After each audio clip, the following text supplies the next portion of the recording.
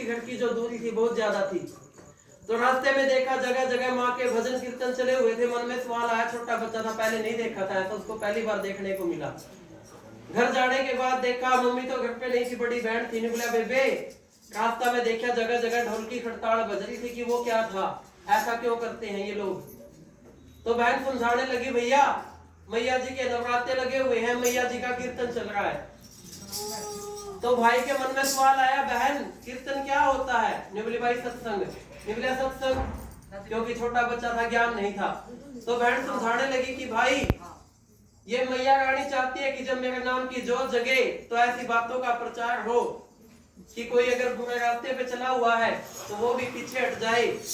इसके दरबार में सुनी हुई कोई ऐसी बात किसी के काम आ जाए जो जिंदगी से हार चुका है, जिसकी टूटी आशा टूट जाने की वजह से जीना नहीं चाहता, जुड़ जाए और वो दोबारा जीना चाहे, ऐसा काम हो जाए। ऐसा इसलिए ये मैया चाहते हैं कि ऐसे सत्संग हो, और जहाँ पे ऐसे सत्संग होते हैं मैया रानी खुद सुनने के लिए आती है, खुद आशीर्वाद दे के जाती है। सत्संग होता है भाई जहाँ पे सच्ची बातों का प्रचार हो। तो भाई और ज्यादा पूछने लगा कि फिर करते हैं क्यों है ऐसा।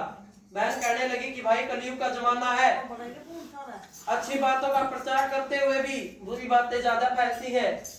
अगर इन अच्छी बातों का प्रचार होना बंद हो गया तो कलयुग अपनी चरम सीमा पे होगा, बसे बसाए घर उजड़ जाएंगे। तो बहन उस भाई को समझाने लगती है कि क्या क्या देखने को नहीं मिलेगा आज तो एक दूसरे के साथ प्रेम प्यार है। क्योंकि सत्संगों में क्या होता है, रामायण की बातें होती हैं, रामायण का जिक्र आता है तो माता कैकेयी के वचनों की भी बात आती है, वचनों की बात आती है तो मर्यादा पुरुषोत्तम भगवान रामचंद्र जी की बात आती है कि वचन के ऊपर राजमहल को छोड़ के कितने कष्ट भोगे।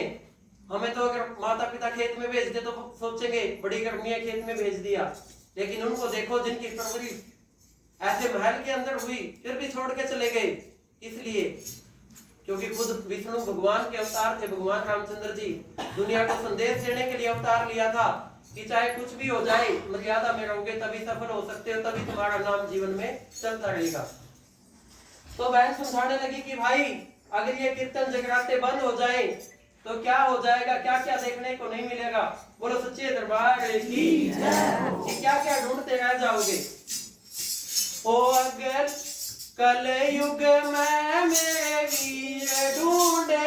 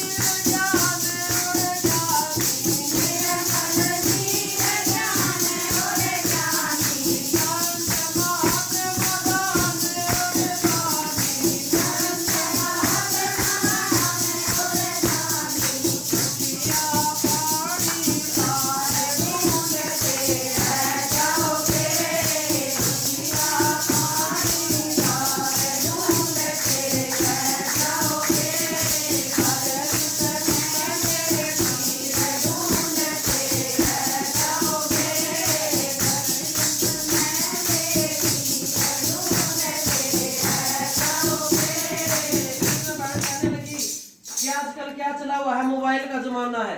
मोबाइल में बच्चे देखते हैं कि इंग्लैंड के अंदर ऐसे कपड़े पहने जाते हैं, अमेरिका में ऐसे पहने जाते हैं, ऐसे बाल कटवाए जाते हैं।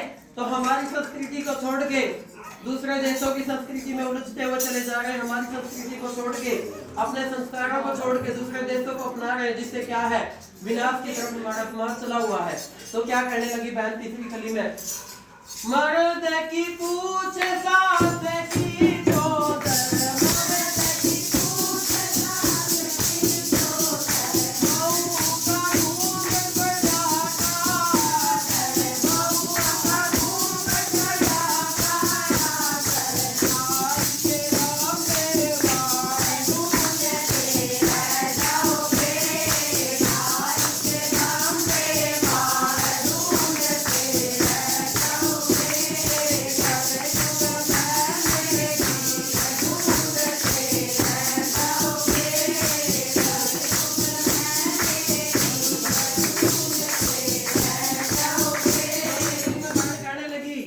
बड़ी सुनने की बात है भाई। पहले हमारे रीति रिवाज कैसे थे, बड़े अलग थे, बड़े सभ्य थे, बड़े अच्छे थे, लेकिन अब क्या हो गया, पहले क्या था, शादी होती थी तो माता बहने, दूल्हा होता या मतलब लड़की होती है, बेटा होता, अपने हाथों से जो भी उनके रस्में रिवाजें करने होते वो करते थे। लेकिन अब क्या है, दिखावा ज्यादा। उससे पहले वीडियो बनाने का चक्कर है कि आज हमारे हल्दी या पीले कपड़े पहने, मतलब कि दिखावा ज्यादा बढ़ गया। तो बहन समझाने लगी कि ये रीति रिवाज भी खत्म हो जाएंगे अगर ये सत्संगों में रीति रिवाजों की बातें नहीं होगी। क्या सच्चे दरबार की जय हो। कहती है कि जन्म जन्म का साथ निभाने की पति पत्नी का एक वादा होता है कि जन्म जन्म तक साथ रहेंगे, लेकिन आज क्या हो गया, थोड़ी सी तकरार होने के बाद वो अपने घर चली जाती है, वो तलाक दे देता है, मतलब कि समाज विनाश होने की जगह पे खड़ा हुआ है। तो बहन क्या समझाती है, हो रीति रिवाज विवाह की